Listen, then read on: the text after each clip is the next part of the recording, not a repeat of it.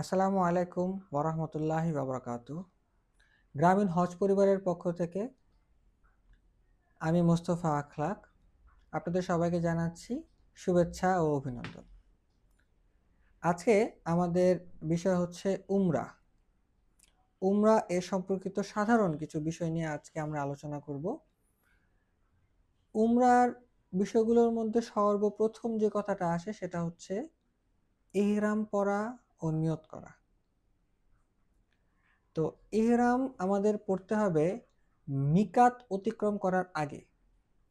চিত্রে আপনারা দেখতে পাচ্ছেন যে মিকাত হচ্ছে হারাম শরীফে, মক্কায় হারাম শরীফের আশেপাশে একটা সীমানা, এটাকে মিকাত বলে।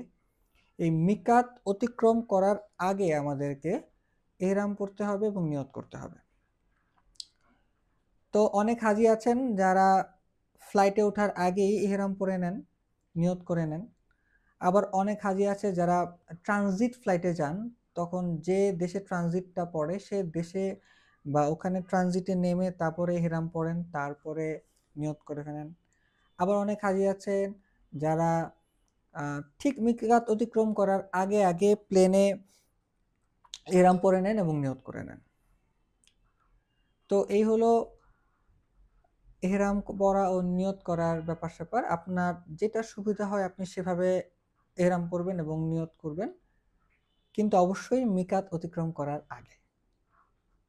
তো মিকাত অতিক্রম করার পরে আমাদের কি কাজ, সেটা হচ্ছে মিকাত অতিক্রম করার পরে আমাদের কাজ হচ্ছে তাওয়াফ করা।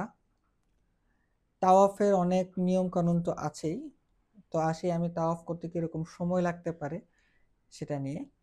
সেটা হচ্ছে যে আপনি যদি কাবার চত্বরের আশেপাশে যে সাদা মার্বেল অংশটুকু আছে, ঠিক কাবা চত্বরের মধ্যে আপনি যদি তাওয়াফ করেন তাহলে আমার মোটামুটি 20 থেকে 25 মিনিটের মধ্যে তাওয়াফ হয়ে যায়।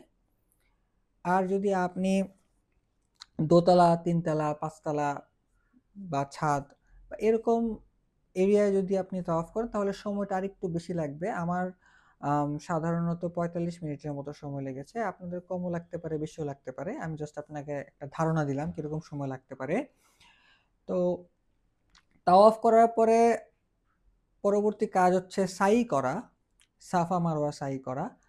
তো সাফা মারওয়া সাই করার জন্য মোটামুটি আমার আবারও 15 থেকে 20 মিনিটের মতো সময় লেগেছে। তো আপনাদের কম বা বেশি লাগতেই পারে। আপনি মাঝখানে যদি বিশ্রাম নিতে চান, বিশ্রাম নেওয়ারও ব্যবস্থা আছে। তো তাওয়াফ এবং সাই শেষ করার পরে আপনার যে কাজটা হবে সেটা হচ্ছে মাথার চুল কাটা, ছাঁটা অথবা মুন্ডন করা। তো এই মাথার চুল কাটা বা ছাঁটার পরে আপনি ইহরাম খুলে ফ্রেশ হয়ে যেতে পারবেন। আপনার উমরা সম্পন্ন হয়ে গেল। এটাই হচ্ছে আমাদের উমরা করার সাধারণ কিছু বিষয়। আশা করি আমরা এর বিস্তারিত এই বিষয়গুলো সম্পর্কিত বিস্তারিত আলোচনা করব। চোখ রাখুন আমাদের ফেসবুক পেজে অথবা যোগাযোগ করুন আমাদের নাম্বারে। আমাদের নাম্বার তো আপনাদের জানাই আছে, তারপরেও বলে দিই 013041111166। এই নাম্বারে হোয়াটসঅ্যাপ এবং ইমোতেও আপনারা যোগাযোগ করতে পারবেন। তাছাড়াও আমাদের অফিসে আপনারা চলে আসতে পারেন যে কোনো হজ ও উমরা সম্পর্কিত তথ্যের জন্য। আমাদের অফিসের ঠিকানা বাড়ি নং 45, ব্লক সি, দক্ষিণ বনশ্রী, ঢাকা। আপনাদের হজ ও উমরা যাত্রা হোক ঝামেলামুক্ত, এই কামনায় আজকের মতো বিদায় নিচ্ছি। আসসালামু আলাইকুম ওয়া রাহমাতুল্লাহি ওয়া বারাকাতুহু।